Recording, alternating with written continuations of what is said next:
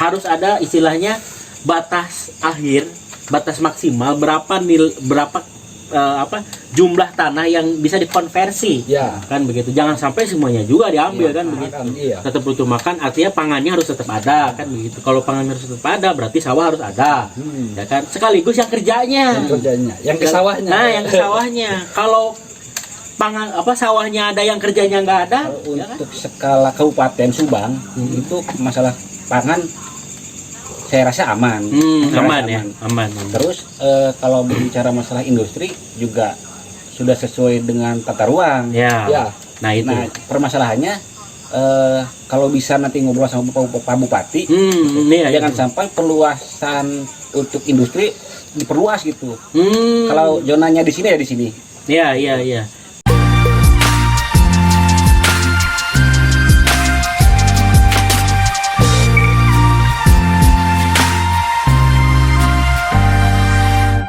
Assalamualaikum warahmatullahi wabarakatuh. Ya, selamat malam warga dunia maya semuanya. Ketemu lagi di channel Ruang Bicara. Berani bicara? Bicara saja.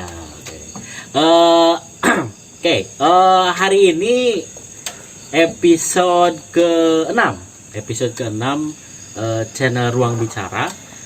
Setelah kemarin saya tepar 3 hari mikirin ide apa ini yang mau diomongin sampai saya sakit gitu kan. Alhamdulillah cuman flu biasa ternyata kemarin dan sudah membaik gitu. Hari ini kita mulai ambil video lagi gitu kan. Kebetulan juga ada sahabat saya. Kita ditemani sahabat saya. Ini sahabat satu perjuangan ini. Dari beliau belum punya istri sampai sekarang punya anak 2. Saya belum apa-apa ini. Ya, ditinggalin kan. Ini adalah Pak Gigin. Saya biasa manggil Pak Gigin. Nah, nama beliau siapa? Nama asli itu siapa, Pak? Nama asli. Nama asli Gigin Pajar Sujalaga. Oh, Gigin Pajar Sujalaga. Dekuat kumang ngaranna. Seperti ini, seperti ngedengar nama Maung gitu, Pak. Sujalaga gitu. Oke. Malam ini saya ditemani Pak Gigin, seperti biasa juga ditemani Yuga ya. Channel Ruang Bicara isinya guyon, bercanda gitu kan. Bebas bicara apa saja tapi tetap dalam koridor tidak melanggar hukum gitu kan, tidak melanggar nilai etika, nilai sosial dan kesopanan. Oke. Gimana Pak Gigin kabarnya? Alhamdulillah baik. Nah, juga baik. Juga gimana juga kabarnya juga? Baik, Bung. Alhamdulillah baik. Oke. Hari ini Bung Rama udah sembuh, Bung. Alhamdulillah sudah sehat, sudah fit lagi, sudah beraktivitas seperti normal lagi. Terus gitu. Udah bisa bikin video lagi. Nah, udah bisa bikin video lagi, udah bisa ngedit video lagi. Karena waktu sakit itu sebetulnya nggak enak. Nggak ada editan. Nggak ada editan sehingga saya pusing gitu. Nah, kalau fit itu ada editan itu kan bisa bikin video lagi dan gimana ya? Nyandu gitu. Nyandu bikin ngedit video itu nyandu gitu. Gitu. Oke, sebelum kita ngobrol-ngobrol, kita mau ucapkan selamat datang buat para peserta MTQ ke-36 Jawa Barat yang mulai hari esok sampai tanggal 11 nanti ya, yang akan dilaksanakan di Kabupaten Subang. Oh, digelar di Subang ya? Di Kabupaten Subang. Gitu. Luar biasa. 27 kabupaten kota itu dihadirkan Kabupaten Subang gitu kan dalam rangka musabakoh tilawatil Quran ke-36. Wah, 36 ya? Ke-36. Nah, kebayang Pak, banyak rombongan ya. Bahasanya itu kafilah ya. Kafilah dari berbagai kota yang datang ke Subang. Hotel penuh, ya kan? Tempat makan pasti penuh, ya kan? Oleh-oleh penuh gitu kan. Nah, kebayang nanti peningkatan ekonomi ya. Iya. Peningkatan ekonomi bagi warga Kabupaten Subang ya kan. Kemarin kan ini kan COVID ya kan. ekonomi lesu. Nah, dengan adanya MTQ ke-36 yang digelar di Kabupaten Subang ini, mudah-mudahan selain dalam rangka syiar Islam, ya kan, juga bisa meningkatkan ekonomi bagi warga Kabupaten Subang, ya kan. Mudah-mudahan acaranya berjalan dengan lancar, ya kan, dan menghasilkan juara-juara yang bisa mewakili Jawa Barat di tingkat nasional. Amin. Ya, seperti biasa kita bacakan berita. Nah, ada berita yang menarik ini sepertinya juga. Ada berita yang menarik. Coba dibacakan dulu juga. Ini cukup unik, Bung. Judulnya aja udah unik nih, Bung. Ini saya ambil dari suara.com, Bung. Judulnya akun lelang fiktif mau tipu anak Jokowi. Wih, akun lelang fiktif Mau tipu anak Jokowi. Endingnya malah bikin ngakak. Ya. Gimana itu? Ceritain, coba ceritain. Jadi ada penipu. Dia terus nipu. Dan akhirnya si penipu tahu bahwa itu Kaisang gitu, Bung. Tadinya nggak tahu itu Kaisang. Nggak tahu. Oh, yang ditipu Kaisang. Yang ditipu Kaisang. Oh. Gitu. Jadi akhirnya kaget gitu, Bung. Si penipunya terus sempat minta maaf gitu, Bung. Orang mau nipu anak presiden. Iya. Tapi kan awalnya si penipu gak tahu, Bung. Nah, itu random aja gitu. Ke semua orang gitu ya. Iya. Kok anak presiden mau ditipu gitu maksudnya kan? Ya terlepas siapapun presidennya kan begitu. Nipu anak presiden itu kan satu perbuatan yang konyol ya kan? Iya. Bisa dicari kapanpun ya kan? Bisa anaknya presiden bisa menghubungi siapapun buat dicari siapa pelakunya kan begitu. Dan bisa hilang kapanpun. Dan bisa hilang kapanpun kalau mau dihilangkan kan begitu. Tapi ya sepertinya apa gimana itu kelanjutannya, Kak? Akhirnya berulang kali minta maaf gitu. Minta maaf. Jadi dikutip di sini, maaf Bang, saya hilap Bang. Maaf Bang, saya minta maaf Bang, kata si penipu. Terus balasan dari si Kaisang gitu, nggak apa-apa, tunggu saja, biar nggak terulang. Hati-hati diketuk pintu rumahnya, diketuk pintu rumahnya kan sama siapa kan gitu. Tok. Saya misalkan dari Anu kan gitu ya, mau ngambil kan. Aduh, ini orang nipu tapi ini apa nggak pilih-pilih. Jadi tips buat Anda yang mau nipu, kenali siapa calon korban Anda. Jangan seperti yang mau nipu Kaisang ya kan. Nggak pilih-pilih ya kan, nggak lihat-lihat, tiba-tiba mau nipu anak presiden. Ya konyol jadinya begitu. Bisa besok-besok dijemput ya kan, bisa besok-besok dihilangkan kan begitu. Nah, ini penipunya kurang teliti mungkin begitu, kan. Jadi ingat ini, Bung. Ingat film waktu saya zaman SD itu selalu diputar setiap bulan September. Ada percakapan yang kurang lebih tok gitu. Halo, selamat malam Pak. Bapak segera menghadap presiden. Bisa jadi ketok pintu itu kayak gitu. Iya, malam-malam itu ya. Ditakutkan kan begitu kan, ada yang ngetok pintu, Bapak dipanggil kan itu. Dipanggilnya kan ke Mabes, kemana kan. Aduh. Dulu ini ada cerita, jadi jadi waktu zaman Pak SBY, Pak SBY kan dulu sering bikin lagu kan. Iya. Nah, ada satu stand up komedian yang dia stand up gitu kan, terus ngomongin soal lagu Pak Presiden gitu. Waktu itu Pak Presidennya Pak SBY. Dia bilang, kemarin Presiden kita sudah meluncurin lagu ya katanya, ngeluncurin album ya. Dia bilang, gua gak bilang jelek sih katanya, tapi ya gitu deh gitu. Nanti takut ada yang ngetuk lewat pintu gua kan.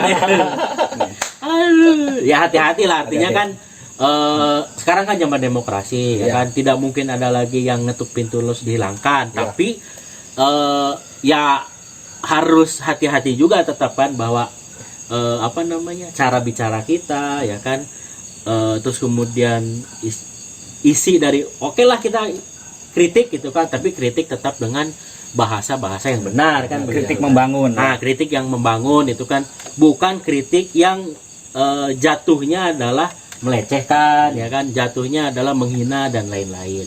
Meskipun penghinaan itu adalah deliknya delik aduan ya kan, halus sama orang yang merasa terhina, tapi kan bangsa Indonesia adalah dikenal sebagai bangsa yang istilahnya taat pada aturan ya kan, sopan santun itu selalu dikedepankan. Adat ketimuran gitu, jangan sampai seenaknya dewe kan begitu kan dalam melancarkan kritik ya. Menarik itu, menarik. Pilih-pilih ya, pilih-pilih kalau mau nipu orang kan begitu. Terus Bung Rama punya berita apa nih, Bung? Ada nih, ada berita ini berita lokal enggak? Subang. Woi, ini berita Subang. Ini dari tintahijau.com ya. Ini punyanya Mang Anas ini. Rekan kita semua ya. Mang Anas yang rambutnya panjang itu. Iya, mirip Anda. Saya terinspirasi sebenarnya. Mang Anas, ada yang menginspirasi, ada yang terinspirasi oleh Anda juga. Gitu. Rambutnya. Ini berita lokal Kak, dari tintahijau.com. Judulnya itu diundang Bupati MM 2100 siap bangun kawasan industri di Subang. Itu MM 2100 itu minuman energi itu, Bung? Bukan. Kira itu M150. Enggak, soalnya kan ada produk. Ya nggak apa-apa. Bangun industri butuh tenaga gitu. Ya. Kirain buat itu.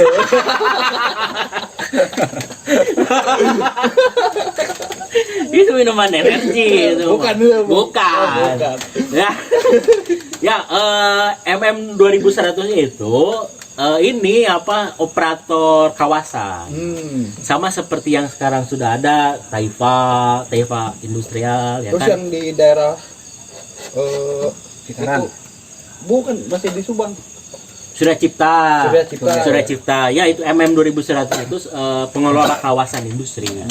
Gitu. Jadi Pak Bupati Subang ya kan, Bapak Haji Ruhimat ini mengundang jadi terjadi pertemuan antara PT Megalopolis Manunggal Industrial Development dengan Pemkab Majalengka di rumah dinas Bupati Subang. Gitu. Jadi Presdir MM 2100 Kazuo Sudo menyampaikan ungkapan terima kasih atas undangan Pemkab Subang. Kazuo menegaskan pihaknya siap membantu Kabupaten Subang untuk mengembangkan wilayah industri. Luar biasa. Jadi nanti ke depan Subang akan banyak dilirik, ya, akan banyak dilirik oleh kawasan-kawasan industri besar, ya kan? Kalau kawasan kan sudah pasti banyak pabrik ya kan di situ. Terus kemudian kebutuhan lahannya luas, ya kan? Dan sudah tidak lagi terencol-encol gitu, maksudnya pabrik satu di mana enggak, jadi nanti satu kawasan, satu hamparan itu sudah ada pabriknya di situ terintegrasi begitu. Mirip-mirip kawasan industri di Cikarang, Bekasi kan begitu, Karawang dan lain-lain. Begitu juga. Ini ya mudah-mudahan ini ya bisa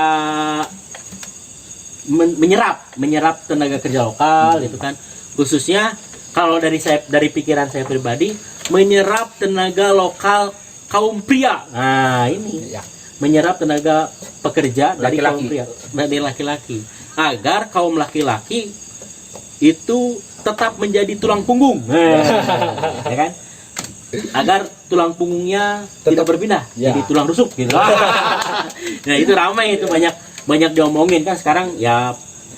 Industri-industri yang ada di Subang ini kan menyerapnya tenaga kerjanya perempuan kan begitu. Jadi ada istilah jangan sampai tulang rusuk menjadi tulang punggung begitu. Jadi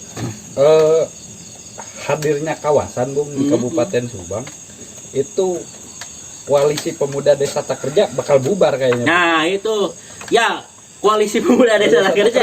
Jadi koalisi pemuda pasti laki-laki ya. Nah, koalisi pemuda tak kerja akan jadi koalisi pemuda pekerja industri. Ya, bisa jadi begitu. Bikin serikat nanti. Bikin serikat baru. Jadi setelah serikat-serikat yang ada, nanti ada serikat lagi namanya koalisi pemuda industri. Iya. Alumni pemuda desa tak kerja. Udah alumni aja kan. Oke. Itu sedikit ya berita-berita yang menarik lah Pak Gigen untuk diomongkan. Gimana sekarang Pak Gigen aktivitas ini? Kabarnya ini ya apa? Kemarin sempat di apa namanya? BPBD ya, Badan Penanggulangan Bencana ya. Masih Pak? Sudah enggak. Oh, kenapa Pak? Aktivitasnya karena kenapa? ada aktivitas yang lebih penting. Bukan berarti berkegiatan di BPBD nggak penting. Ada kerjaan yang lain. Tapi bukan berarti kita tidak di BPBD terus menghilangkan nilai-nilai kemanusiaan. Tetap kalau relawan juga. Iya. Kita dibangun gitu. Kalau tidak salah, kalau ini tidak salah, mohon dia koreksi ini. Iya. Dulu pernah cerita kalau dibentuknya BPBD itu salah satunya dukungan dari Pak Gigen waktu di Mahapala begitu ya. Kalau tidak salah pernah cerita begitu kan. Iya. Dulu sempat menginisiasi kan begitu ya. Iya. Pasca banjir Cihideng kalau nggak salah ya kita ya. Longsor Cihideng yang di Tonggol itu. Cihideng. Oke. 2015 ya. Itu diinisiasi begitu sama teman-teman. Inisiasi teman-teman dari Mahapala. 2000 berapa sih? 15 ya? Ya 15. Dan terakhir itu waktu sampah dari mana?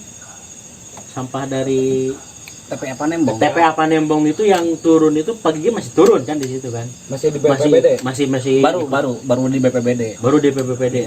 Oh, baru kerja di BPBD, ada kasus sampah longsor di TPA ke sungai, ada menutupi sawah gitu. Menutupi aliran sungai. Iya. Baru masuk langsung teriak-teriak itu ya. Sampai bupati datang ke lokasi ya. Enggak, cuma beban moral aja karena di dompet ada kartu KTA kader konservasi. Beratnya di sana gitu. Oh, jadi kader konservasi juga Pak Gigen. Oke. Ya. Kalau hari ini concernnya sekarang di mana Pak?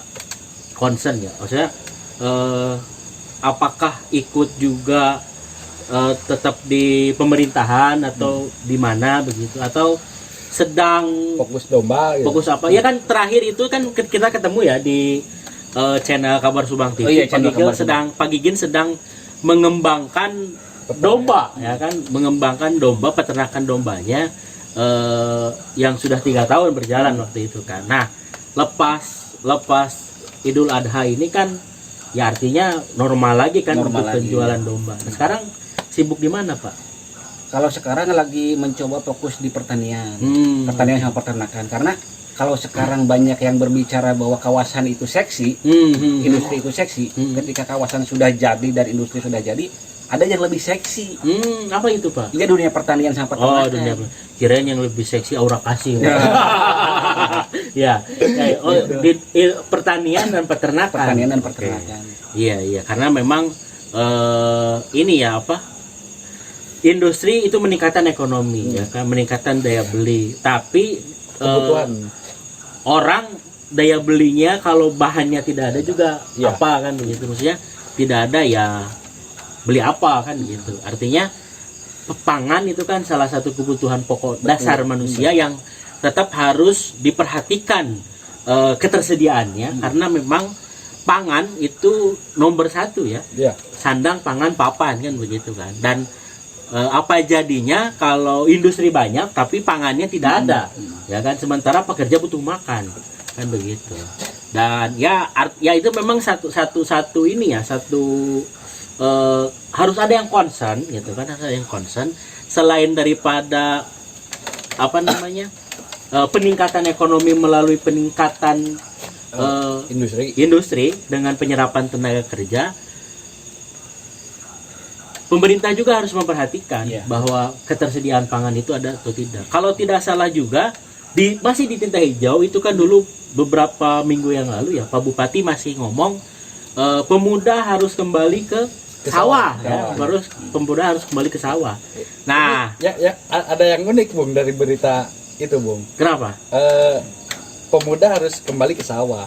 Terus saya di Facebook itu penggigin ini mengomentari berita itu Bung. Oh iya. Iya kan Pak Gigin ya? Benar. Gimana komentarnya Pak? Ketika Bupati berstatement pemuda harus kembali ke sawah, ya gitu. Saya ya seolah-olah berbalas pantun lah gitu. Kalau Bupati ingin pemuda balik lagi ke sawah, saya mewakili pemuda yang lain. Pak Bupati tolong sediakan lahan garapannya gitu. Iya benar, karena hari ini kan sawah, kebun itu kan sudah beralih fungsi. Ya. Alih fungsi jadi industri, ya kan jadi perumahan gitu kan. Ini berapa ya sekarang? Nah, ini kita juga butuh data sebetulnya berapa jumlah sawah yang masih tersedia. Kan begitu. Artinya yang sudah berganti atau beralih fungsi dari industri dari pertanian ke industri, dari pertanian ke perumahan, ya kan, ini berapa gitu kan, karena jangan sampai semuanya juga kan diambil jadi perumahan, semuanya juga diambil jadi industri gitu. Karena Subang salah satunya masih tetap diharapkan gitu kan menjadi lumbung padi nasional kan begitu. Ini memang harus ini Bung, karena industri itu cukup penting untuk menumbuhkan ekonomi masyarakat, biar tidak ada lagi pemuda desa tak kerja kan. Iya. Tapi kan pembangunan industri itu pasti menggunakan lahan-lahan yang misalnya kebun, sawah gitu. Terus saya ingat tahun-tahun sebelumnya, bahkan awal tahun kemarin Pak Gigin masih menyuarakan bahwa tanam padi tumbuh pabrik, tanam jagung tumbuh gedung gitu. Nah, maksudnya gini Pak Gigin, apa kira-kira solusi gitu Pak? Ketika industri tetap harus ada, tapi kebutuhan pangan itu harus tetap terpenuhi gitu Pak. Ya, ini juga jadi satu bahan obrolan gitu kan, jadi satu bahan kajian bahwa tadi ya secara harus ada istilahnya batas akhir, batas maksimal berapa jumlah tanah yang bisa dikonversi, kan begitu. Jangan sampai semuanya juga diambil kan begitu. Nah ini bahaya juga gitu. Dan kan banyak orang yang kerja di industri tetap butuh makan, tetap butuh makan, artinya pangannya harus tetap ada kan begitu. Kalau pangan harus tetap ada, berarti sawah harus ada, ya kan, sekaligus yang kerjanya, yang ke sawahnya. Nah, yang ke sawahnya. Kalau sawahnya ada, yang kerjanya nggak ada, ya kan? Ya, kayak di luar Jawa ada tuh Bung. Iya. Gitu. Salah satunya misalnya yang hari ini digarap oleh teman-teman ya kan, di Koperasi Gunung Luhur Berkah, itu kan menggarap itu gitu di Bangka Selatan. Nah, gitu Pak. Jadi Bapak sebagai pemuda harapan bangsa, yang hari ini bergelut di bidang pertanian dan peternakan, juga harus istilahnya menyuarakan Pak, ya kan? Atau misalnya kita bisa jadi suara bersama-sama karena ini ruang bicara, ya kan? Harus diusulkan itu kan ada lahan sawah abadi itu. Kalau nggak salah pernah ada wacana lahan sawah abadi itu kan. Gitu. Dan kita butuh juga sebetulnya jumlahnya berapa sih yang tidak bisa dialihkan, itu jumlahnya berapa kan? Lokasinya di mana aja? Nah, itu gitu. Saya sempat lihat peta juga, peta potensi Subang itu khususnya pertanian gitu kan. Kalau hasil diskusi dengan teman-teman, kan ada kenalan juga di diskusi pertanian. Kalau untuk skala kabupaten Subang itu masalah pangan saya rasa aman. Aman. Terus kalau berbicara masalah industri juga sudah sesuai dengan tata ruang. Ya. Nah itu. Nah, permasalahannya kalau bisa nanti ngobrol sama Pak Bupati, jangan sampai perluasan untuk industri diperluas gitu. Kalau zonanya di sini ya di sini. Iya. Ya tadi berarti kan tidak ada lagi perubahan zona maksudnya. Iya, tidak ada lagi perubahan zona. Betul. Tidak ada lagi perubahan zona dan tidak ada lagi zona yang hari ini hijau untuk pertanian perkebunan, ini kemudian dirubah hanya untuk kepentingan industri gitu. Sementara secara jumlah kita belum pasti juga kan itu berapa nilainya yang bisa tetap menunjang untuk kebutuhan pangan masyarakat Kabupaten Subang. Karena yang harus diperhatikan masyarakat Subang dulu, ya kan, masyarakat Subang dulu, baru setelah itu kalau ada lebih baru kemudian untuk keluar kan begitu. Jangan sampai warga Subang juga beli nasinya atau beli berasnya dari luar gitu. Ibarat ini apa, ibarat kita beli barang ya kan, barangnya tuh diproduksi di Indonesia tapi kemudian diekspor dulu ya kan, kita beli online di luar kan, itu harganya lebih mahal Pak gitu. Nah itu ini ya sebetulnya yang harus mungkin ada itu barang di Subang mungkin. Ada barang di Subang, cuma KW gitu. KW-nya banyak gitu. Yang penting jangan plastik aja bahannya. Nah itu jangan sampai juga nanti kita makan beras plastik gitu. Iya. Ada wacana beras plastik gitu. Kalau dengar statement Bupati yang tadi itu kan pemuda balik lagi ke sawah ya gitu. Mungkin Bupati juga nggak ngomong kosong gitu kan, karena kalau lihat kondisi hari ini pemuda desa walaupun domisilinya di desa dan kegiatan orang tuanya atau keluarganya di petani, tapi kebanyakan si anaknya itu nggak mau turun ke sawah. Nah itu mungkin juga referensinya dari sana ke Bupati. Ya artinya harus dibuat menarik kan begitu. Turun ke sawah itu menarik kan begitu. Dulu ini saya cerita tahun berapa ya, 2010 kalau nggak salah, 2000 ya sekitar tahun 2010-an waktu masih kuliah. Itu saya hadir. Sempat kuliah Bung? Siap. Ya waktu kuliah itu saya diundang itu acara, salah satu acara itu di Yogyakarta Pak. Di Yogyakarta itu di UGM dulu ceritanya. Itu waktu itu menghadirkan Pak Prabowo menjadi salah satu narasumber. Ya beliau cerita soal apa segala macam lah Indonesia dengan segala macam. Itu saya nanya waktu itu, Pak, kebetulan dapat ini tuh dapat kesempatan buat bertanya. Pak, saya bilang gimana orang mau kembali ke sawah Pak gitu. Bagaimana pemuda mau ke sawah sementara kerja di sawah itu kotor-kotoran, ya kan? Kotor-kotoran terus kemudian panas-panasan, tidak menarik lah itu untuk pemuda hari ini. Ngapain sih kembali ke sawah kan gitu? Tidak pakai kemeja, tidak pakai dasi, tidak keren lah gitu. Tidak keren. Gimana mau kembali ke sawah kalau tidak keren gitu kan? Dan dijawab oleh Pak Prabowo, ya kita harus membuat orang kembali ke sawah itu berpikir bahwa jadi petani itu keren. Kayak di Amerika katanya. Orang ke sawah itu pakai topi koboi ya kan, pakai sepatu yang tinggi ya kan, gagah gitu kan, pakai segala macam yang kesannya tidak remeh-temeh gitu, tidak kotor gitu. Nah, harus dibuat keren katanya. Harus dibuat keren. Iya. Kolektornya juga bagus. Ya, kolektornya bagus gitu kan. Supaya orang mau ke sawah lagi karena kerja di sawah itu keren. Gitu. Nah, itu kan yang harus dicari lah sebetulnya formulasinya, ya kan, bahwa kerja di sawah itu keren. Gitu, tidak kotor-kotoran. Artinya kan memang tadi ya, bahwa dikemasnya ini supaya keren, ini juga ya kembali lagi kan gitu, kita ikut kebijakan aja kan begitu.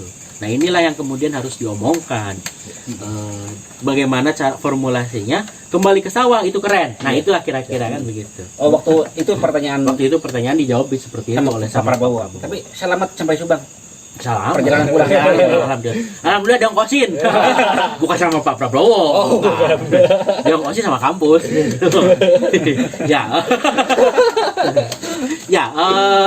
Itulah mungkin ya sedikit malam ini ngobrol-ngobrolnya. Terima kasih Pak Gin sudah bersedia hadir di channel Ruang Bicara. Nanti ke depan kalau diundang lagi mau Pak ya? Mau dengan tema apapun yang berbeda. Ya, dengan tema yang berbeda pasti kan begitu. Tidak hanya ngomongin melulu industri. Terima kasih Pak Gigin sudah bersedia hadir di channel Ruang Bicara. Terima kasih teman-teman yang sudah follow dan mengikuti sosial media kita di Facebook, di Instagram, dan juga di Twitter. Nanti kalau yang belum tahu nanti kita sertakan link sosial media kita. Terima kasih juga teman-teman yang sudah subscribe channel Ruang Bicara. Terima kasih Pak Aku Gigin. sudah subscribe ya. Oh siap, mantap ya. Yang belum subscribe dong. Gitu ya. Terima kasih. Ikut promosi boleh, Bung? Boleh, silakan. Buat teman-teman medsos ya.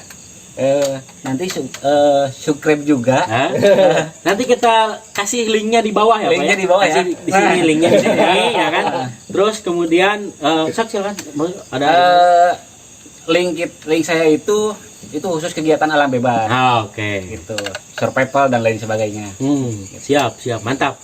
Ini di follow juga, di subscribe juga channelnya Pak Gigin ya. Ya oke.